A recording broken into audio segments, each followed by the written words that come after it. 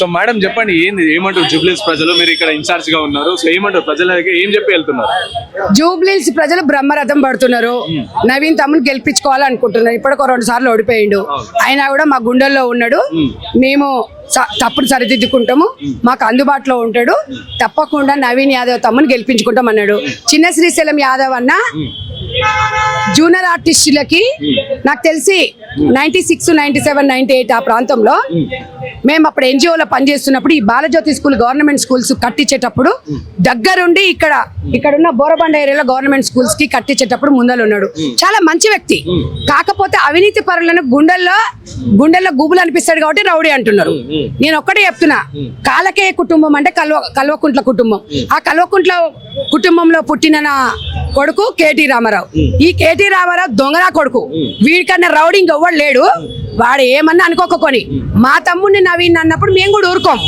ఈ ఊరు నుంచి ఆ ఊరికి ఎంత దూరమో ఆ ఊరు నుంచి ఈ ఊరికి అంతే దూరం. నువ్వు అన్నప్పుడు మేము అంటాం. ఈ కొడుకులు ఏం చేస్తారు, కింద కామెంట్స్ పెట్టిస్తుంటారు. ఈ దొంగనా కొడుకులు, కామెంట్లు పెట్టిన కొడుకులు, అటు ఇట్టిన కొడుకులు. వీడు కరెక్ట్ వీడు మేల్ ఐడితో పెట్టడాడు. వాడు ఎవడో దొంగ మేల్తో పెడతారు. దొంగనా కొడుకు వాడు కరెక్ట్ పెట్టాలి. నా దగ్గర తాట తీస్తాను నా కొడుకులం. నిజమేందో చెప్తాం. అరే 40కి మేము కూడా తెలంగాణ ఉద్యమంలో పాల్గొన్నాం రా. ఎవడు సొమ్మురా, ఎవడు పాలైందిరా ఇయ్యాలా? ఇలా జూబ్లీహిల్స్ ని డెవలప్ ఎందుకు చేయలేదురా? పోయి ఆ రైమత్ నగర్ లో అడుగురి, అక్కడ పోయి మోతిన్ నగర్ లో అడుగురి. ఒక్క రేషన్ కార్డు లేదా? దరిద్రం ముండా కొడుకులారా. 40,000 రేషన్ కార్డులు ఇస్తామని చెప్పి, 40,000 పెన్షన్లు ఇస్తామని చెప్పి ఒక్క పెన్షన్ ఇయ్యలేదు మీ మొఖాలకి. ఏం పీకినరని, ఏం పొడిచిరని మళ్ళీ గెలుస్తారా మీరు? మళ్ళీ ఓటేయమంటారేంద్రా? ప్రభుత్వం మీది లేదు. ఇంకొక మాట చెప్పాలి తమ్మి, మన కేసీఆర్ ఒక మాట చెప్పిండు. పాలిచ్చే బర్రె కావాలన్నా మేసే దున్నపోతు కావాలన్నారు. మరి ఇప్పుడు మేసే దున్నపోతు అప్పుడు అది అధికారంలో ఉన్నారు. మరి మేసే దున్నపోతు ఎవడాడు? ఏ పార్టీ? BRS party. ఇవాళ కాంగ్రెస్ పార్టీ కన్నతల్లి పార్టీ. ఇవాళ ఒక ఆవు, పాలిచ్చే ఆవును మరి ప్రజలు నమ్ముతున్నారు. నేను అనలా, కేసీఆర్ అన్నాడు. కేకే సర్వే, ఆ సర్వే, ఈ సర్వే అన్ని కూడా బీఆర్ఎస్ వైపు ఉన్నాయి. సో బీఆర్ఎస్ గెలిస్తే పక్కా గెలుస్తుంది అని చెప్పి ఎవడయ్యా కేకే గానికి ఏం పని లేదు. వాడి చరిత్ర ఏందో వాడు తెలుసుకోమని చెప్పు. ఆయన కేకే చెప్పంగానే ఆంధ్రలో ఎవడో గెలవంగానే అరే కేకేగా ఒకటే చెప్తున్నా. రామారావు జీవితం ఎట్లుంటది, వాడు రాజకీయ జీవితం ఎట్లుందో చెప్పురా నువ్వు. వాడి భవిష్యత్తు ఎట్లుంటాడు? జీవితంలో రేపన్నా వార్డు మెంబర్ అవుతాడా, లేకపోతే ఏమన్నా సీఎం అవుతాడా, లేకపోతే మళ్ళా అమెరికా పోతాడా? అది చెప్పురా. అప్పుడు నిన్ను నమ్ముతాడు ఎవడన్నా. పైసలు ఇస్తే ఎవడైనా ఎత్తాడు రా. అయ్యా ₹1 కోటి ఇస్తా, నువ్వు చేయవా సర్వే? కాంగ్రెస్ జిందాబాద్ అంటావు. అన్ని దగ్గర సెంటిమెంట్లు పనిచేయవు. ఒకటే గుర్తుపెట్టుకో. ఒక్కొక్కసారి ఒక్కొక్క సానుభూతి ఒక్కొక్క మనిషికి ఉంటది. ఒక్కటే గుర్తుపట్టాలి. ఒక్కటే. ఇప్పుడు మీరు కేకే సర్వే అన్నారు కదా, సైదులోని కాంగ్రెస్ పార్టీ నుంచి తన సర్వే చేసి ఇవాళ ప్రెస్ క్లబ్ లో సోమాజీ కూడా ప్రెస్ క్లబ్ లో ప్రెస్ మీట్ పెట్టిండు. అంటే మరి ఇది మీరు కరెక్ట్ అంటారా? మీరు చేసిన సర్వే కరెక్ట్ అంటారా? ఒకటి చెప్పండి తమ్ముడు, ఒక నిమిషం వినండి. ఒక్క నిమిషం. సర్వేలని మేము నమ్ముకోలేదు. ఒకటి వినండి, మేము ప్రజలను నమ్ముకున్నాం. జూబ్లీహిల్స్ ప్రజలే మాకు దేవుళ్ళు. వాళ్ళని మేము నమ్ముకున్నాం. మీరు ప్రతిదీ అడిగిన దానికల్లా మూతి తెచ్చి మైక్ కాడ పెట్టి మీరు ప్రతి దగ్గర అడగంగానే చెప్పనీకి ఎవరు రెడీ లేరు. ప్రజల దగ్గర పోవాలి. మేము చేసే అభివృద్ధి పథకం, ఇవాళ రేవంత్ అన్న చేసే అభివృద్ధి పథకాలు మీకు కరెక్ట్ గా చెందాలి. ఎందుకంటే మమ్మల్ని గెలిపించారు. మాకు ఇంకా 3 సంవత్సరాల 2 నెలలు ఉంది. 100% మేము ఇచ్చిన వాగ్దానాలు మేము నెరవేరుస్తాం.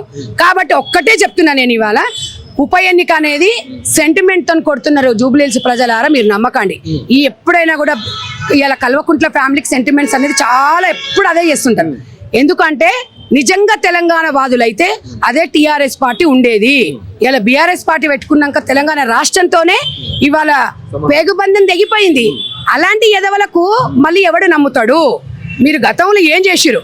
కాళేశ్వరం ప్రాజెక్టులో కానివ్వండి, ఫోన్ ట్యాపింగ్లు కానివ్వండి, ఇవాళ గంజాయి కానీ డ్రగ్స్ రహితంగా ఇవాళ రామారావు గీ జోసాలు చెప్పుకోడు. సునీతమ్మ మా చెల్లెలు, ఆమెకు అండగా ఉంటాం. నీకు ఇప్పుడు చెప్తే కదా, సునీతమ్మ అసలు చెల్లెనే బయటకు పంపించాడు. ఈ సునీతమ్మకి ఎట్లా అన్న అవుతాడు? ఒకటి చెప్పు. సునీతమ్మ ఇప్పుడు కవితమ్మకి న్యాయం చేయనోడు, కవితమ్మ మొగని ఫోన్ ట్యాపింగ్ చేసినోడు ఈడు అన్న అవుతాడా, బావ అవుతాడా? ఎవడన్నా నమ్ముతాడా?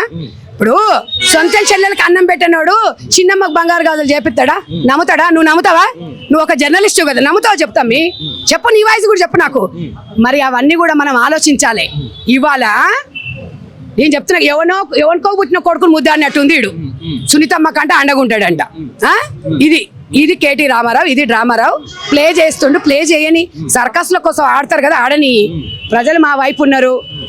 నవీన్ తమ్ముని గెలిపించుకుంటారు, 100% గెలిపించుకుంటారు. ఇవాళ నేనున్న సత్యాలే మాట్లాడినా. ఇవాళ ఒక్కొక్క ఆడ వచ్చి బీఆర్ఎస్ నుంచి మాట్లాడుతుంది.